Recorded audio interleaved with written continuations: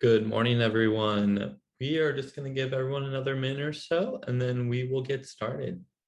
Feel free to go ahead and post in the chat your name and organization, where you're from, and we'll get started here in just a minute or two.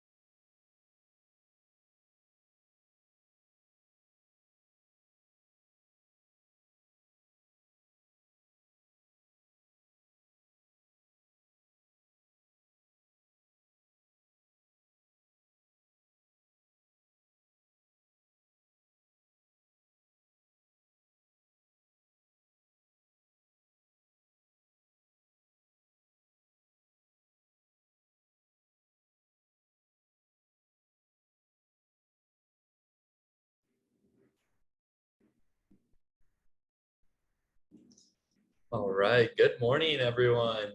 Welcome to today's webinar, the 2021 Year-End Fundraising Digital Marketing Playbook. It's honestly a great way to start my day to see everyone in the chat from so many amazing organizations. Keep that going, post where you're from.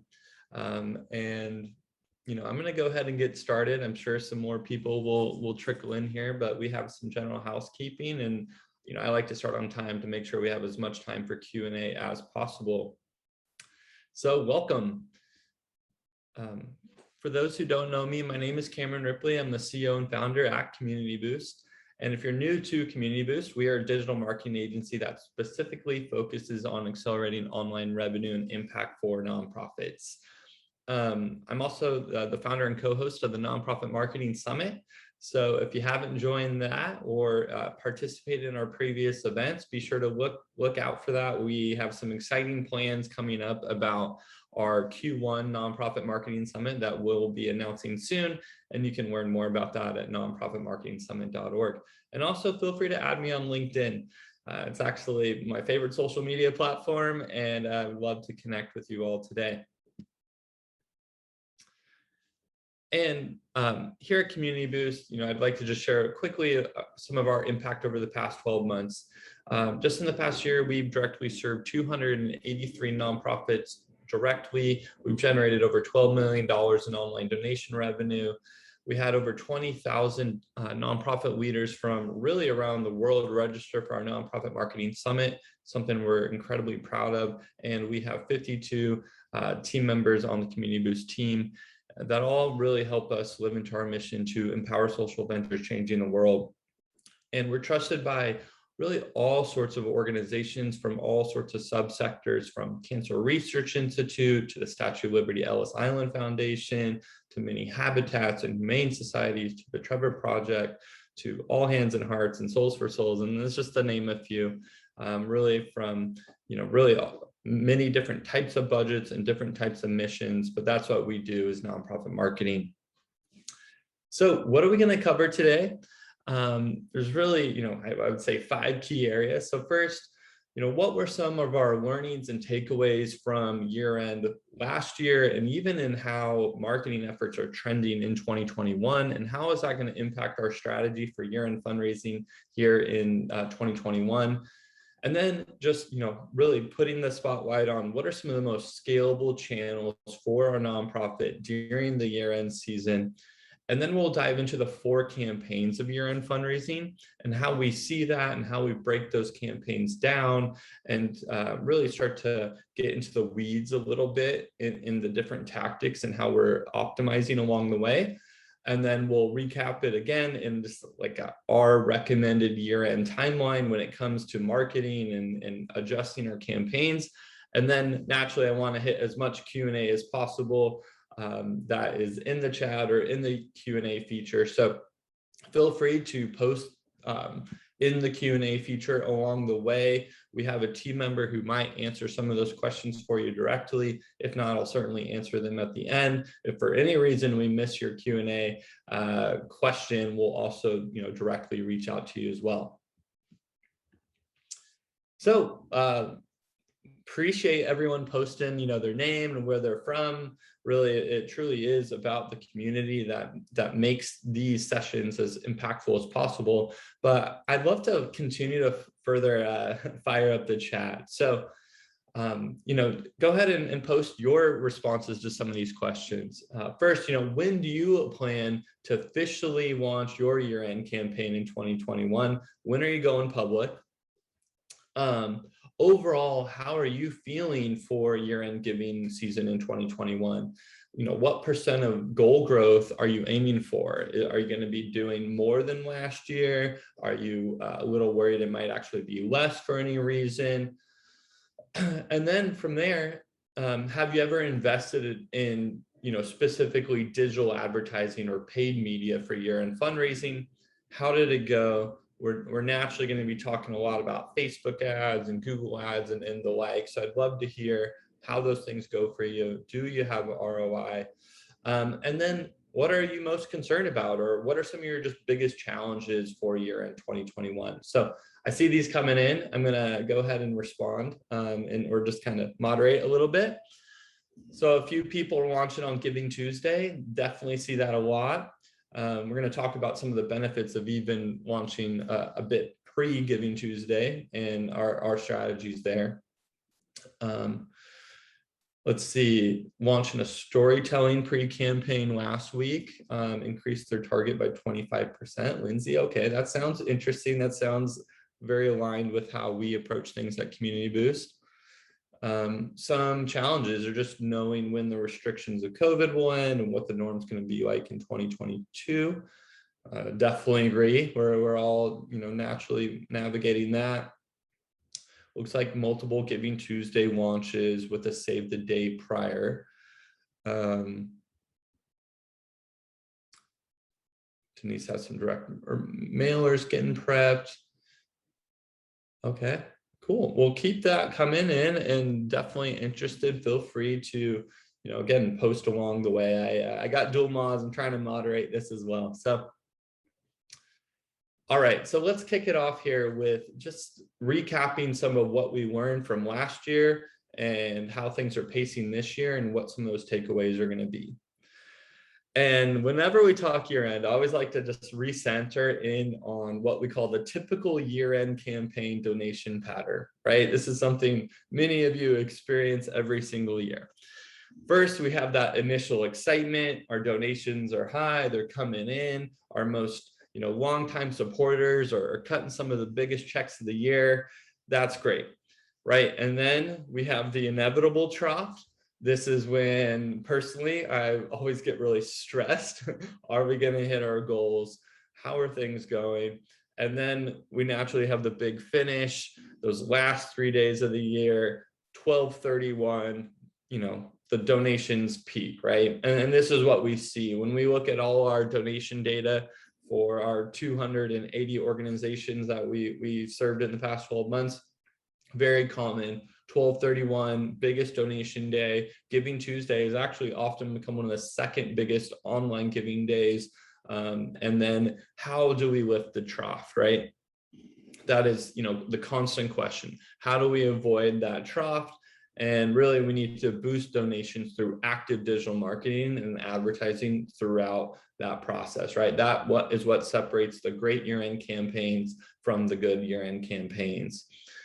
And, I think just like thought here and my personal take is most year-end campaigns that fail or that we classify as failing or missing goal, they fail because they didn't get enough marketing traction, not because they had, overly poor creative or messaging. And I just really believe that most of the organizations I meet or talk with that might be struggling at year end, or even just in marketing in general, actually have pretty good creative and messaging. It's just we didn't get enough traction.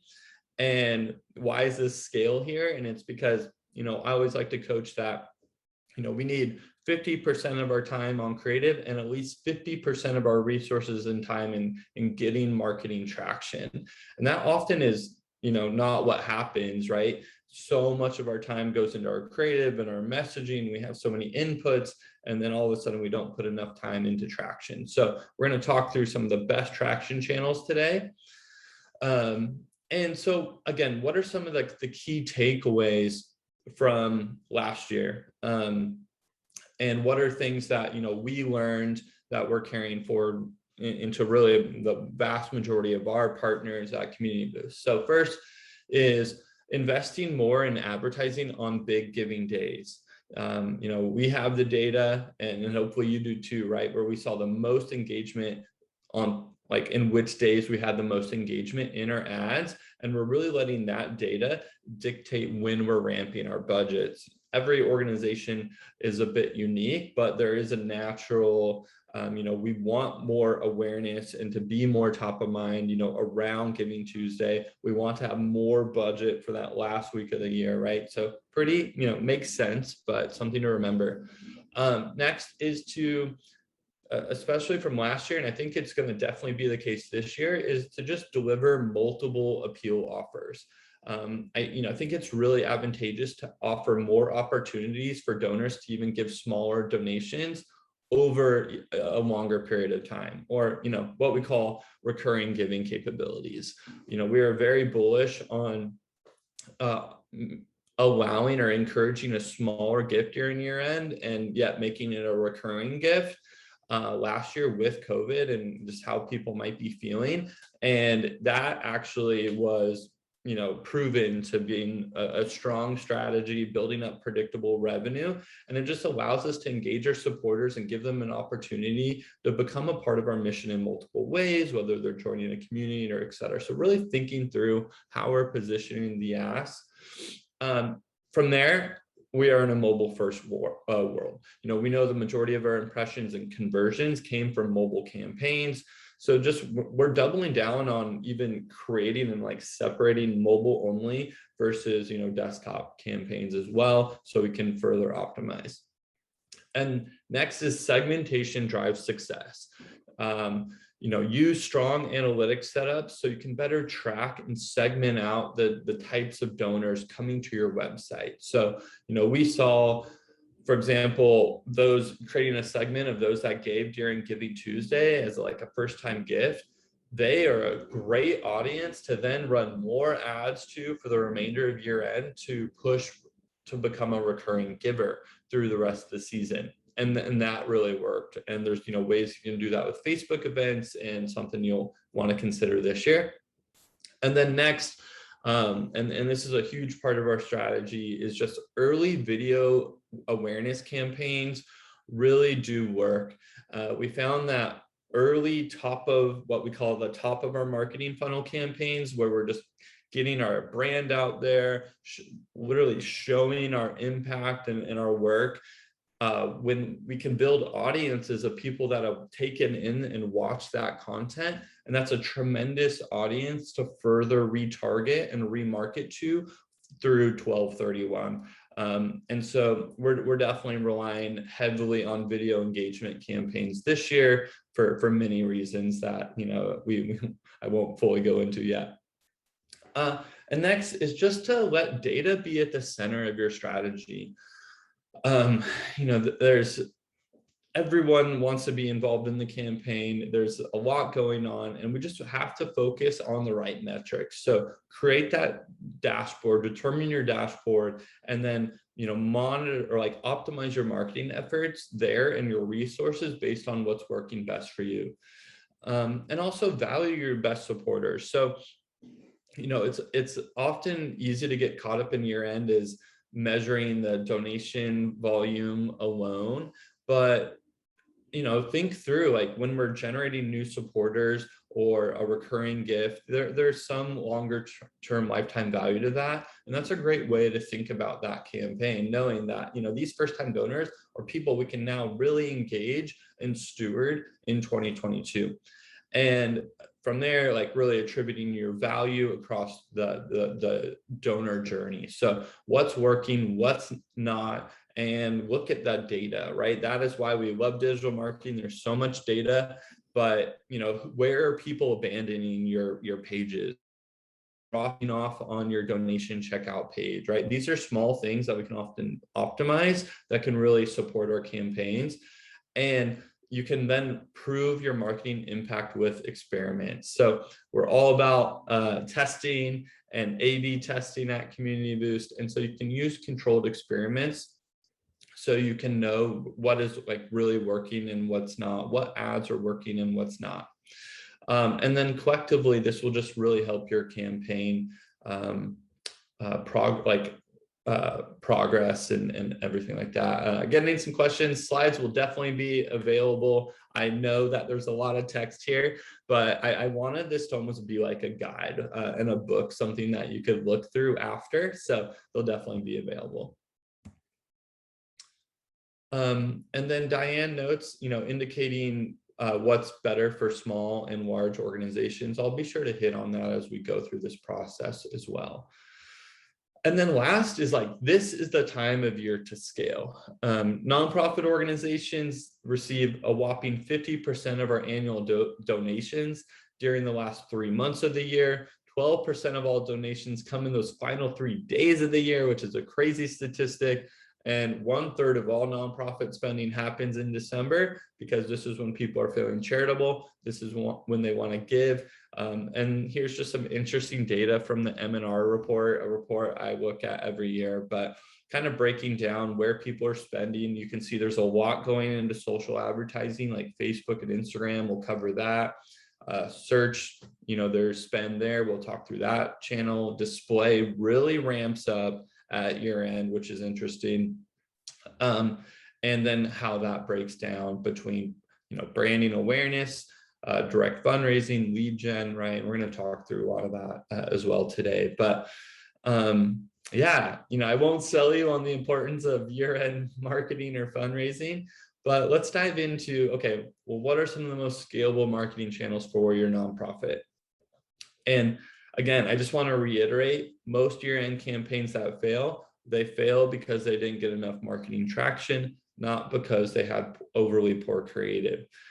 And there's a lot, I'm seeing in the chat already where people are marketing, right? They're getting their email list going, they're getting their direct mail going, organic social media.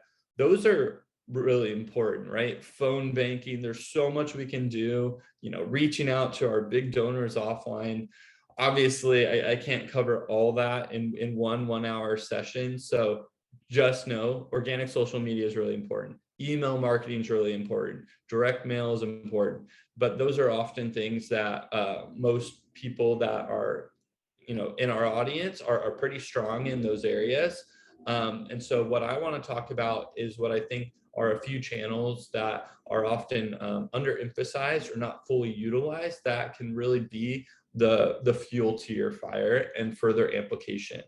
Now, this presentation is not necessarily how to get started in these channels. There's plenty of content, but we're going to talk through today mostly social advertising. So like Facebook and Instagram ads, YouTube and display ads and the benefits there, search advertising, which really breaks down into Google Ad Grants and paid Google ads, and then some on-site conversion design, which is really, the art and kind of science of making some edits to our site to drive more conversions. So that's really the extra fuel that I think can really benefit your campaigns that I'm going to focus on more and our strategy at Community Boost, which is often what we are hired to do. So going to quickly hit on some of the benefits though of these channels and looking through the year-end lens. So when it comes to social ads with Facebook and Instagram ads, there's just a true ability to build and control almost like a mini full marketing funnel within the ad platform. We can have awareness campaigns, people that then, engage with that content. We can run consideration campaigns, and then we can hit them with very high urgency conversion campaigns year-end, all within platform. These are, great for storytelling, strong calls to action. And you can really just do such, custom audiences. And even in your current, donor database, it's a great tool to then remarket and stay top of mind for those donors. At Community Boost, we like to say they aren't your donors. You don't own them. They don't have to donate to you this year. And so we need to always, make our ask and stay top of mind. Some considerations is this channel can be expensive for a smaller nonprofit to compete in if you're starting out just this quarter and you haven't really ramped up or tried it before. And there are some with iOS 14, we've done whole webinars on this topic, but there is some, tracking and reporting changes that have happened. And so you're going to want to, do your best to track as much as possible within the tool or within the channel. And then on the organic Facebook and Instagram side, a few things that we're doing here that the social ad side can really benefit too is, the Facebook groups. These can be really effective for year end, going live with video, and then Facebook events, which can also be leveraged in paid campaigns. And you can have events for your year-end campaigns. And Facebook has rolled out some neat revenue generating tools, things like the donate button, Facebook fundraisers, which are a very impactful tool and can definitely be utilized for Giving Tuesday. And if your organization has like holiday merchandise, the Facebook and IG shops are pretty interesting as well. And the social ad sides can benefit that too. All right. YouTube and display ads, a channel that we've been getting asked to do a lot more of because it is really cool. It's an incredibly cost-effective way to connect and just stay top of mind and connected with large volumes of individuals through creative assets. I think when you're on YouTube, you have that video that runs right before you watch whatever you're watching. You can run those video ads to your audience that might have gone to your site but didn't donate, and you only pay if they watch a full 30 seconds. So it's really powerful. We're talking cents per video view, and there's just a lot of value there, but it is definitely more of an awareness play. And supports just staying top of mind. Is there's just so much going on in the holiday season. We're not always ready to bust out the credit card, so we want to stay in top of mind until we convert. And we can have lower conversion rates here for our direct to last click data. It can definitely require some significant optimizations for like relevant placements and doing it well. And the creative is important. The better the video assets with this channel, the better you're going to do. Patrick asks, is this all done with retargeting? Yes, we do a lot with retargeting in YouTube and display. Sometimes we'll definitely like target, other audiences as well beyond that. But you can also do, like pre-roll ads based on search too. And you can like do target people based on what they search to, because Google is owned, or YouTube is owned by Google. And so talking about search ads, when we say search ads, this is when we're searching something on Google, and at the top of Google, those top 3 spots are ads. And we can do that both through the Google Ad Grant and in what we call paid Google search. So if you haven't heard of the Google Ad Grant, it's basically an opportunity where your nonprofit can get $10,000 per month in free Google search ads. Now, Ad Grant has some stipulations, but I truly recommend the vast majority of organizations utilize it. It's free. It's a big budget. And then from there, we do use paid Google search ads on top of the Ad Grant as well. So, both can be powerful tools to increase our visibility on the front page of Google if our, search engine optimization is poor, if we're not ranking well. The Ad Grant is great at just getting a lot of new, relevant, consistent traffic to our site. So we can use that to grow our brand awareness and to build up some remarketing audiences.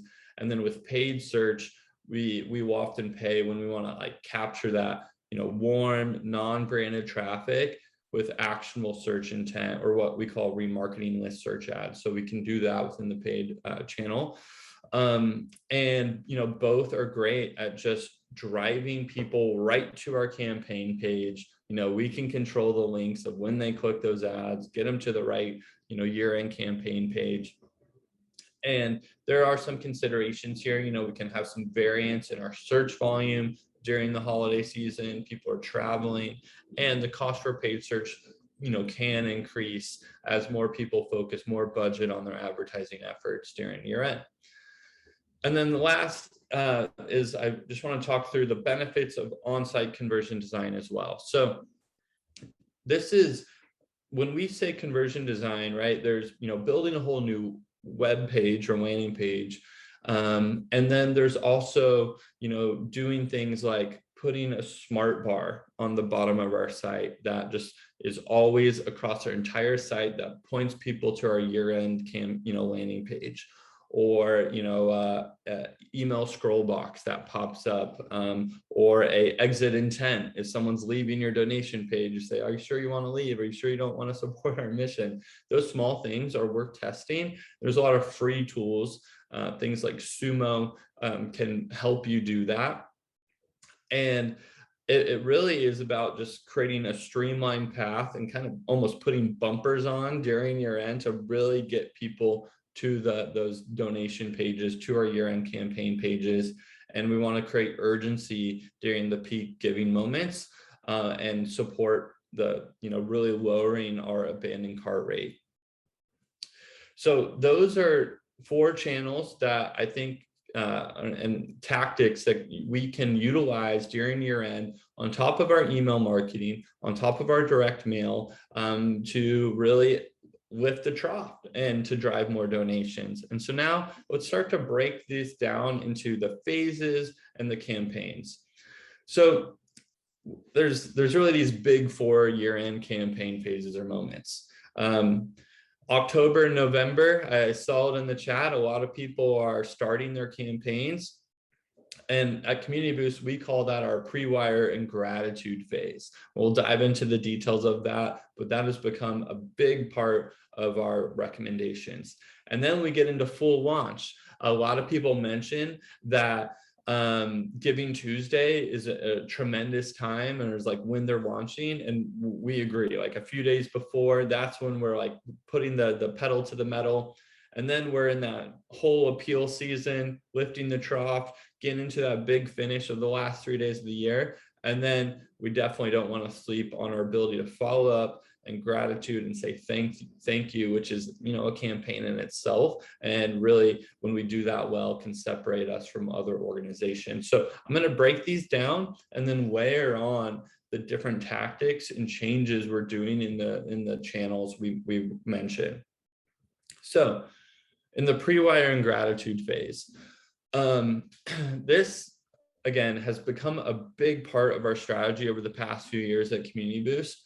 And this is where we are trying to get in front of our core constituents with gratitude and ads of impact. We literally run ads that say thank you. I'll go through some examples. And this also, these ads get a lot of engagement that then allow us to grow our remarketing audiences of people we want to then target for the remainder of December and the rest of year end. And they definitely unlock early gifts without the big ask. It's crazy. Like, people donate to ads where we're just thanking them for their impact, or we're saying thank you, but sharing what our impact has been this year. People donate. And so it's a great way to like get gifts moving without just all our hard ask, language. And so what are some examples? You can be running ads that may be linked to an impact report, for example, like a Facebook lead gen campaign, or you're running ads and on site, we have an email opt-in. And so we're doing some lead gen efforts on this front, where they can get these, impact reports. And then again, just the gratitude. So with our social ads on Facebook and Instagram, we will push for more reach and post engagement and traffic. And we're really just these ads, people just love, people, we go on these social platforms to feel good, right? To see what people are doing, but also to find things that inspire us. And that's the true, benefit of being a nonprofit marketer, right? Is we have these stories and we want to get those stories out, especially during this part of the campaign. And with YouTube and Google display, again, impact content, thank you content, and with the ad grant, we're really at this point just trying to get as much relevant site traffic as possible on site. We can then further build our remarketing audience with that as well. So just some creative best practices is people prefer personalization. So we want to craft a compelling message.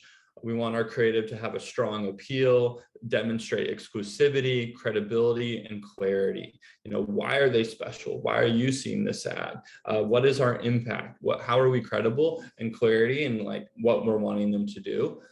And segmenting your audience. So dividing our donors in groups based on their behaviors or traits. And from there, just personalizing the appeal, using our existing data to make it sound like it was written just for that individual. That's a great way. So, here's a quick example from the Citizens Foundation USA, where they're just saying, quality education is every child's right. Thanks to the amazing people like you, over 220,000 children are off the streets and have access to the schooling they deserve. So, like you, like this ad is for you, mentioning our impact. And you can see hundreds and hundreds of likes, shares happening. Again, this is an ad, and that we're then building a remarketing audience around the people engaging with this campaign. And again, they drive donations. And just some more suggestions. So setting the tone with our creative, the best performing campaigns, they stand out by having one message that does feel concrete and specific throughout. So ensuring our message is consistent on all channels, especially if we're taking an omni-channel approach, making it feel relevant. Again, we don't mind being interrupted by ads when they feel relevant to us. I don't mind seeing an ad personally that I'm like, wow, I've actually been looking for something like this, or this cause, it resonates with me. So focus on delivering timely and relevant messaging, segmenting that traffic, and then dynamic formats and ad creatives, especially on the social ad side. That's the power of it, is we can, just have really engaging ads. We can meet people where they're at, whether that's on Google, Facebook, or YouTube. So in this Thirst Project example, I like it here. They're definitely setting the tone. This is very on brand for Thirst Project, but isn't it crazy that we can ride hoverboards and are about to visit Mars, yet every 21 seconds a child still dies from water-related disease? Using emojis here as well, which can increase engagement. And then this Giving Tuesday, let's permanently solve this problem for as many families as we can. We say permanently because our products provide water forever once completed. P.S. 100% of your gift go directly to providing safe, clean water. So just, I really like the creative on this. I think it resonates, and you could continue to test that imagery and creative as well. And I've been mentioning video a lot, and I wanted to share this too, because not every video ad has to be a huge production, right? Some of the best videos aren't. I've seen video ads that are shot on an iPhone that do really well. So don't be afraid to take those chances and to test things. But these are just some really just images that are put into a video format to be a bit more engaging on platform. Gives you a little bit more of ability to get a message across or ask a question. Here's a longer one as well. So these will be in the deck when we send it out. And you can see, you're seeing more of this type of content. You could also reuse a lot of this potentially on stories and stuff like that. And then, here's just some display ads that I just thought were well done with the contrast and the sizing and positioning of the words and the call to action to hopefully spark your creative side as well. Okay, so we talked a lot of pre-wire, we talked some creative, and let's talk Giving Tuesday. So we've run our impact ads, we've unlocked some gifts, we've built up our remarketing audiences, and now it's time to really start, moving the needle, right? This is the initial launch, the excitement part. And Giving Tuesday is just a tremendous launch point, and I just want to say, I didn't hammer you all with Giving Tuesday data, but the data is clear. It's building year over year over year. It is here to stay, and it's not just for big nonprofits. It is, a great movement. Giving Tuesday now, mid-year during COVID, was such a reiteration of that, of people want to help, and they like to give and be a part of something that feels bigger than themselves or even bigger than their gift. So just get really creative during this time as well. So with that, some of the things we're doing on the channel front for our specific campaigns is, we definitely start to increase budgets here. And our audience and messaging and objectives, we start to segment more to our like warmer audiences, or really, which audiences are donating more, and starting to identify which ones are working best. On the social advertising front, we'll use Facebook events to pre-wire and even run like a conversion campaign. You can also run ads and like test the peer-to-peer functionality. Facebook fundraising works. And like, if your organization is getting Facebook fundraisers, while there's some, frustration with the data we get and things like that from Facebook, it's a powerful tool, and you can definitely try to activate that audience during this time. I see those, I give there. It's so easy to give on Facebook once you have given to, so just keep that in mind. On the YouTube and display front, we start to shift our content a bit to be more donation focused. We're starting to prioritize our remarketing audiences that much more when we're making donation asks within the content. And then on the search front, within ad grants or paid Google ads, we're starting to emphasize more of our branded keyword campaigns, especially if we're ramping like YouTube and display ads. At times we'll see upticks in people searching for our brand because they saw our video on YouTube. So we definitely want to make sure we're ranking and dominating those keywords, and making sure all those ads go right to the most critical, most important campaign donation page. And then on what are we doing on site? We are often, we'll create what we call a welcome map. So you might hit a nonprofit's website or a website, and then all of a sudden the whole like page is kind of taken up with the year-end campaign with a clear call to action. You can still scroll down and that element will go, and you'll have your natural page, but you can test a welcome mat. They can work really well.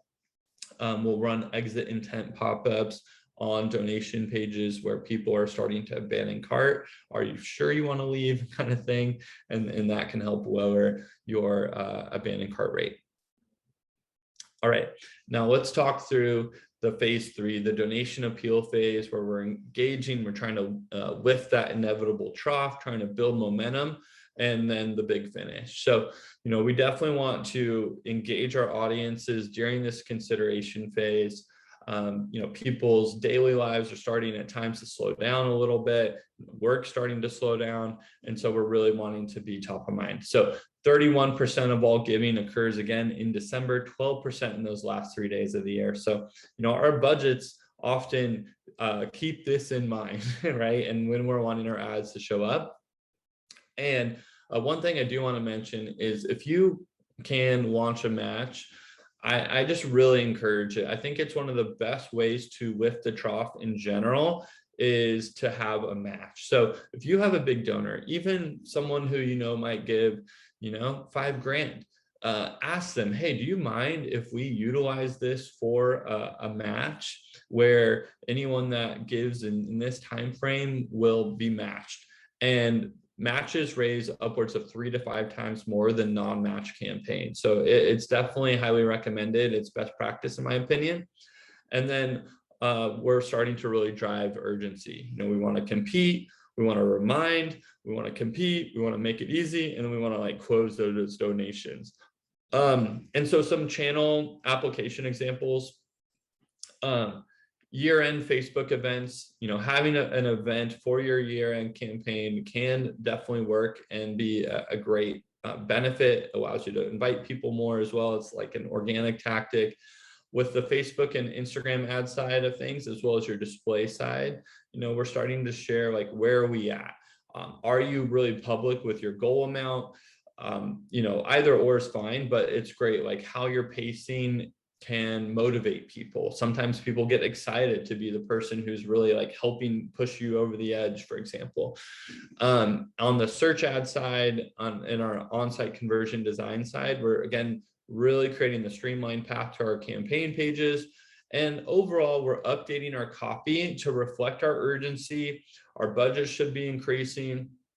Our audiences that we're marketing to should start to narrow to our highest potential that haven't donated, and which is really those warm remarketing audiences and our existing supporters. So, our social ads, we're running conversion campaigns, YouTube and display. We're really doing remarketing only at this point. We're not necessarily trying to build a wider audience. On the search ad side, we're emphasizing branded keywords, making sure we're doing really well there and getting as much real estate on Google. And on the on-site conversion design side, we're showing these things at a higher frequency. Our welcome mats are prominent. We're using exit intent pop-ups. At times we're using smart bars as well. And hopefully, you rocked it, you hit goal. These things really helped you further amplify. And I just want to say, one of the biggest things you can do for a strong 2022 is really standing out from the crowd when it comes to following up in your gratitude.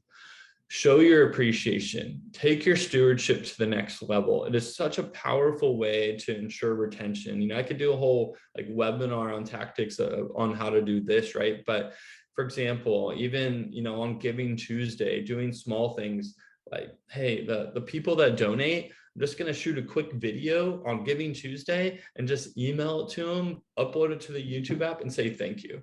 That's not very scalable, but at times the non-scalable things can really, really separate you on the stewardship and gratitude front.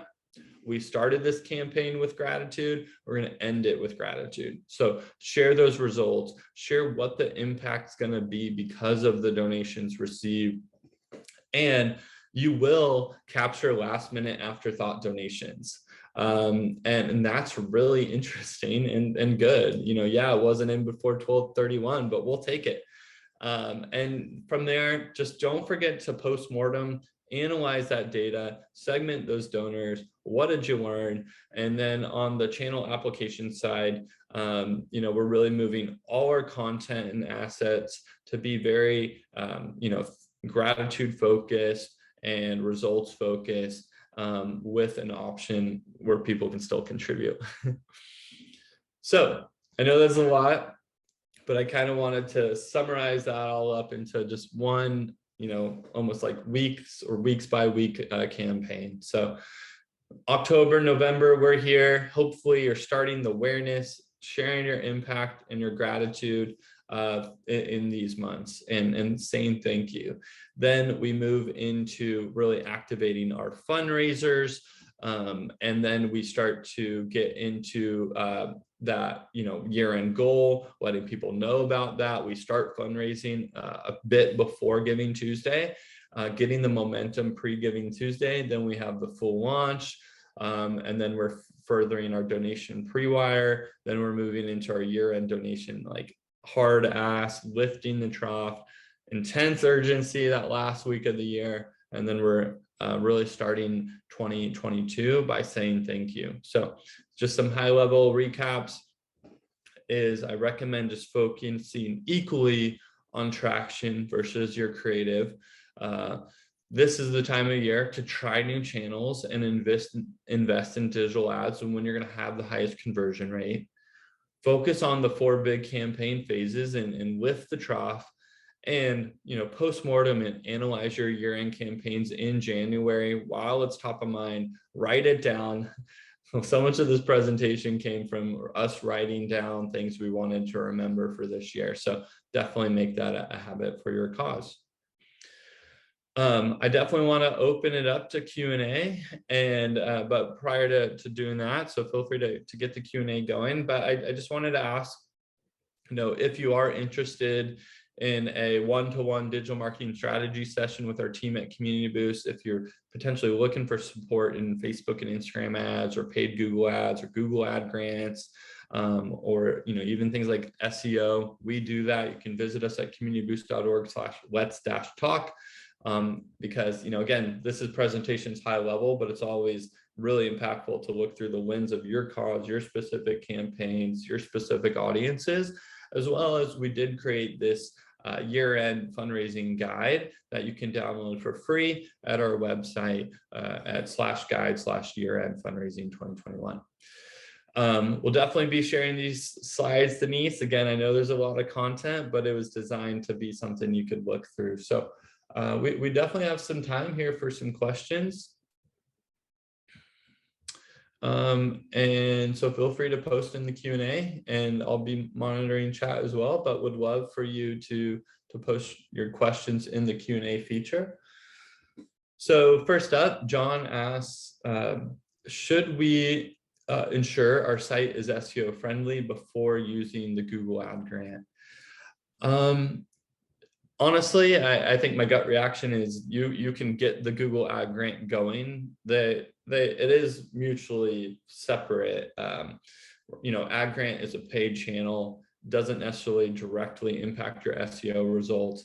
You can get traffic going faster in a short-term window with the ad grant, where SEO is more of a long-term strategy, and yet also recommended, but I would definitely prioritize the ad grant first to get started.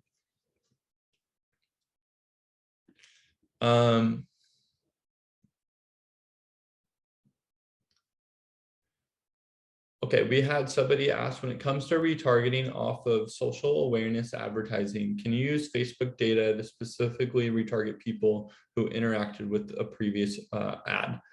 And yes, so you can, in essence, and again, want to re-say on the video front, this is a big part of our remarketing is the video assets, because it's such a cheaper way to build a larger remarketing audience is with video ad creative specifically.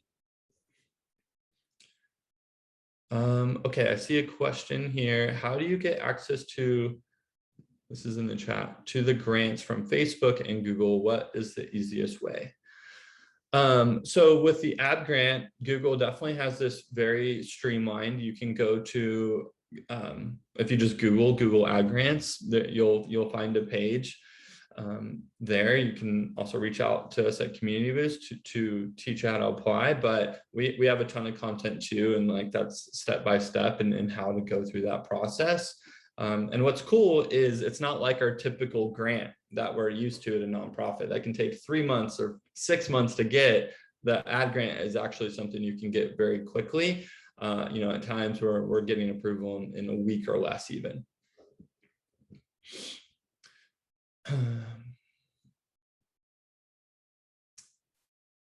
Okay, looks like that someone posted the link there. Yeah, we can post all these links. Maria, thanks for doing that. Okay, Fabiana asks, we are a small organization. What kind of Facebook event were you referring to? We do a lot of live streaming for education. Do we build a campaign during the live? Yeah, again, I think it's in general, thinking through those tools and how your audience uses them to then, craft an experience. I've seen some organizations doing amazing things with Facebook groups, right? Like they have this, if people are a recurring donor, they're creating a community, they're getting access to the, a private Facebook group. They're then, then they can activate that group, right? And so, creating an actual just Facebook event that's connected to your fan page for your year-end campaign can work and be powerful, especially if you have a fairly engaged audience there. And definitely keep up the live streaming. I think that's awesome you're doing that. And really, it's about finding your voice. You know, for a lot of organizations, we're going to do it. It might not have a huge reach, but if you're doing it well and consistently, like it can work. And just remember that these tools often, when they're rolling out a new feature, they're often weighing that feature to get a lot of engagement. So, you know, when stories first launched, I was really bullish on them because they're just getting a ton of you know, views and engagement, right? And so, you know, use all of those things. I know we can't cover every tactic in this type of presentation, and it was more focused on the amplification of paid channels, but Francis asks, I will present this to my board. I'm interested in talking. Can you reach out to someone? Yeah, you definitely can. We'll be sure to reach out, hit up our Let's Talk forum.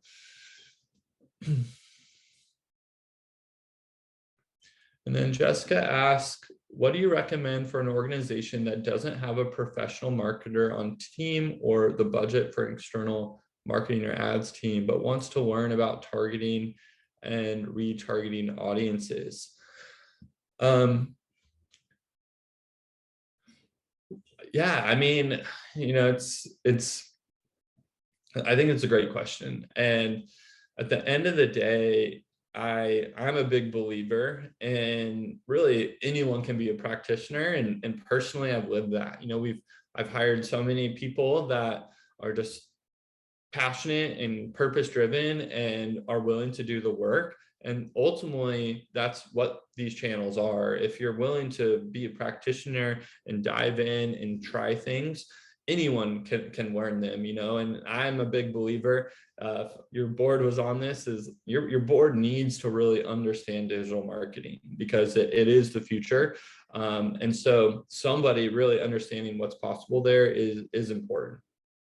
And just, yeah, just try things. You know, this almost sounds overly simplified, but so much of what's happening is just Googling, hey, this happened, how do I do this? You know, there's so many cool like YouTube videos, and, you know, definitely check out our blog at Community Boost. And it just takes, you know, time and practice.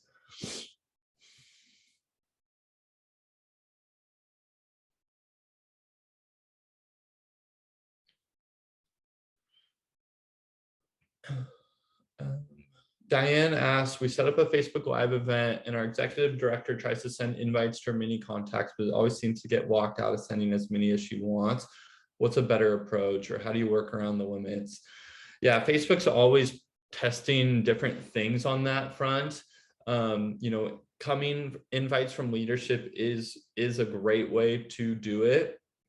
I think you just have to, you know, identify the limit and do it, you know, over time. Unfortunately, there's, you know, whether it's a LinkedIn event or they're always changing. You just have to work within the parameters a bit.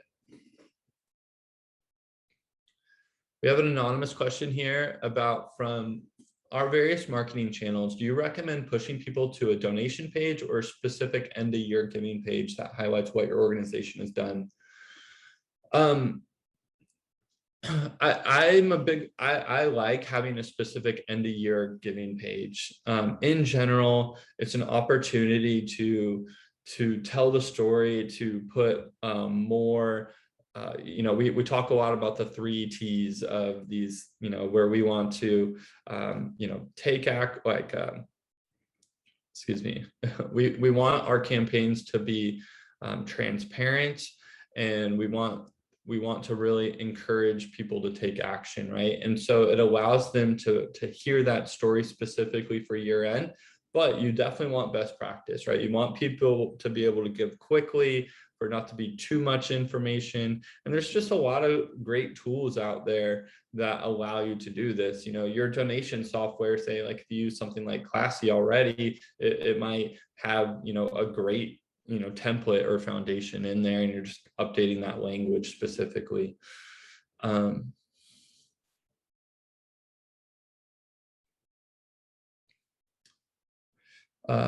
Ali asks, we're a small organization in Burbank, California. Do you know if we need to be registered in other states in order to do these online fundraisers on Facebook or YouTube, or can we localize the solicitations to California?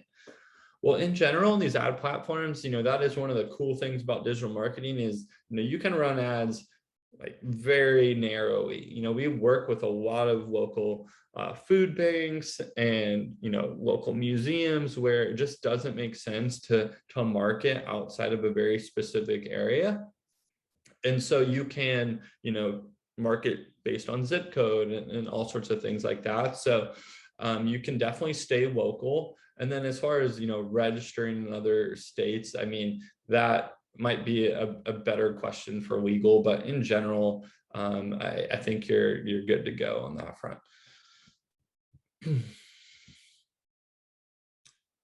Let's see. I think I answered all the current Q&A. Any other questions or thoughts? Let's see.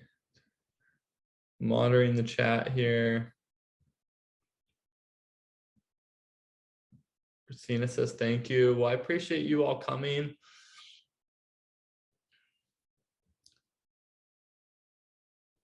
Trying to make sure I got most of the comments here. I think so. So I feel like I always go a bit faster in these presentations. I don't know if that's a good thing. But once again, yeah, thank you for being with us here today and taking in this webinar. Hopefully it was beneficial, and continue to just give us feedback. You follow me on LinkedIn. Let me know, what did you like about our content? What do you not?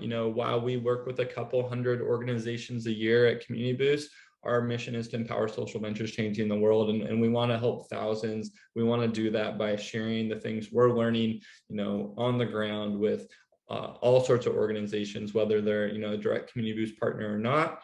Be sure to get on our list. Come to our nonprofit marketing summit. We're really excited for a lot of the things we're going to be looking to bring to the sector in 2022.